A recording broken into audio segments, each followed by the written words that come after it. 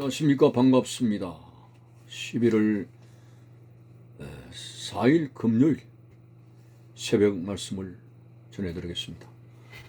성경 말씀은 누가복음 11장 49절에서 52절까지입니다.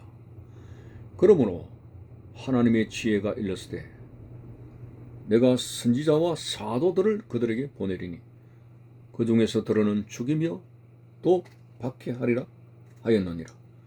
창세 이후로 흘린 모든 선지자의 피를 이 세대가 담당하되 곧 아벨의 피로부터 제단과 성전 사이에서 죽임을 당한 사가랴의 피까지 하리라. 내가 너희에게 이르노니 과연 이 세대가 담당하리라. 화 있을진저 너희 율법 교사여, 너희가 지식의 열쇠를 가져갔어 너희도 들어가지 않고 또 들어가고자 하는 자도 막았느니라 하시니라. 아멘. 계속적으로 예수님은 율법의 짐만 지우는 잘못된 율법 교사를 책망하고 있습니다.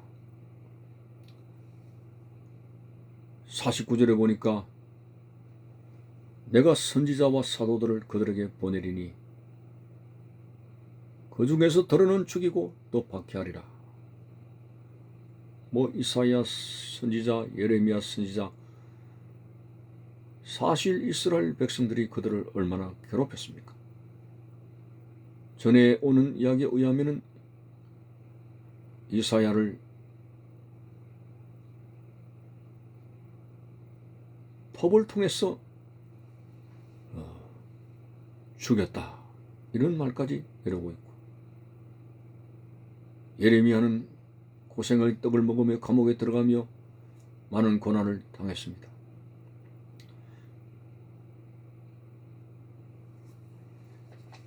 우선 먹기에 꽃감이 달답고, 예레미야 선지자 때에 바벨론에 항복하라는 쓴 말씀을 그들이 받아들이지 않고 오히려 거짓 선지자들이 달콤하게 거짓되게 전하는 말을, 위장된 말씀을 받으려고 했습니다. 오늘 우리가 말씀을 듣는 데 있어서 그렇습니다. 복을 받아라, 또 우리를 칭찬하고, 오늘 우리가 죄와 상관된 그런 것 관계없이 무조건 우리를 위하는 말씀만 골라서 먹으려고 합니다. 우리의 삶을 책망하고 잘못된 것을 지적하게 되면 슬그머니 길을 닫습니다. 마치 밥을 먹을 때에 편식하는 것과 같습니다. 콩은 콩대로, 팥은 팥대로 골라내버리고, 영양가 있는 건 다 골라내버리고, 자기 취향에 맞지 않는 것 다 버리고, 그런 식사의 잘못된 습관처럼 자기 자신의 그 삶에 있어서 육신의 삶, 어떤 욕구를 이루는 그런 데 있어서 말씀이 코드가 맞게 되면 그것은 잘 받아들이는데, 우리의 죄에 대해서 신랄하게 책망하고 회개하라 그러고 하게 되면 그것에 대해서 길을 닫는 잘못된 편식하는 성도들이 있습니다. 달게 주어지는 복된 말씀도 받아야 되겠습니다만, 우리의 죄를 지적하고 우리의 잘못된 것을 바로 세워주는 쓴 말씀도 달게 받을 때 오늘 신앙의 발전이 있게 되고 진정한 회개가 이루어지면서 우리는 일치월장할 수 있는 성숙한 믿음의 사람이 된다고 하는 것입니다. 자, 그래서 오늘 본문으로 보면은 선지자와 사도들을 그들에게 보내는데 더러는 죽이고 또 박해하리라 했습니다. 왜? 말씀을 받는 자들이 생활 자체가 어둡기 때문에 그렇습니다. 그래서 말씀을 들고 나가는 자들이 박해를 받고 죽임을 당하는데 그 사람의 삶이 그렇게 억울하게 끝나는 게 아닙니다. 창세 이후로 흘린 모든 신자의 피를 이 세대가 담당한다고 했고,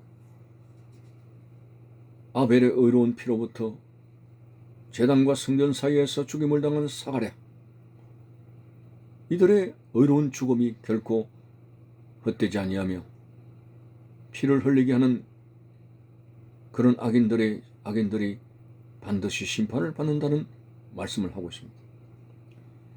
혹시 간혹 우리는 계란 가지고 바위를 친다, 말도 안 되는 반항이죠. 우리가 무슨 힘이 있길래, 우리가 무슨 의로움이 따로 있길래 우리의 개인의 개성을 가지고 하나님의 말씀을 받아치는 자가 되겠습니까? 큰 바닷물이나 하천에는 물의 흐름이 있습니다. 큰 하천의 물의 흐름을 따라 수영을 하게 될 때 미끄러지듯이 나갑니다만, 물결을 거슬려서 헤엄을 칠 때는 굉장히 힘이 들고 진도가 약합니다. 하나님의 거대한 말씀의 섭리의 물결을 따라서 살아야 될 때 살아야지 우리의 삶이 평탄하고 행복하게 됩니다만, 우리의 인생 자체를 하나님 말씀에 거슬리게 살아간다는 것은 우리 스스로가 우리의 삶을 얼마나 힘들게 하는 것인가를 생각하게 됩니다. 성경에서 말하는 복된 삶의 기준은 신명기서 28장에 나오는 말씀대로 여호와의 말씀을 순종만 하면 들어가도 복을 받고 나가도 복을 받고 떡반죽 그릇도 복을 받고, 그러나 말씀을 거역하게 되면 반대의 그런 일들이 나타난다는 것이죠. 간단한 공식입니다만 우리는 아담 이후로 원죄의 성품이기 때문에 자꾸 하나님 말씀을 거역한 쪽으로 내 욕구를 따라서 순종하고 가고 있습니다. 물론 그것은 내 자유입니다. 얼마든지 내가 사탄의 욕심을 따라서 그렇게 살아갈 수가 있습니다만, 그러나 마지막 때는 우리가 행한 대로 그것에 대해서 심판을 받게 될 것입니다. 전도서에서 청년이여 네가 원하는 대로 행하라고 했습니다. 그러나 그 원하는 대로 행한 것에 대한 하나님의 심판이 있을 것이라고 경고하고 있습니다. 오늘 참으로 이 땅에 살아가는 날 동안에 하나님의 말씀이 결코 나의 삶에 짐이 되지 않게 하시고 말씀에 순종하여 살아가는 삶이 되기 위해서 우리 생활 자체가 악한 모든 것과 더불어 싸워서 승리하는 자가 되게 해달라는 그런 우리의 바람이 있어져야 되겠습니다. 참으로 예수님께서는 인자가 올 때 세상에서 믿음을 보겠느냐라고 탄식을 하셨는데, 오늘 이 시대가 율법교사의 모습처럼 가르치기만 하고 말씀을 준행하지 않는 모습처럼 가르침을 받는 자나 가르치는 자나 오늘 이렇게 이중적인 모습은 있는 것은 아니지. 저도 마찬가지로 하나님 앞에 회개하며 하나님 말씀대로 먼저 순종하는 생활이 되어져서 정말 믿음다운 믿음이 되어져서 주님께서 오실 때에 주님으로부터 인정받는 그런 믿음이 되어야 되겠습니다. 오늘 참으로 세속화의 물결이 교회를 뒤덮고 온 성도들을 뒤덮는 오늘날에 있어서 점점 더 믿음의 기력이 쇠하여 가고 있습니다.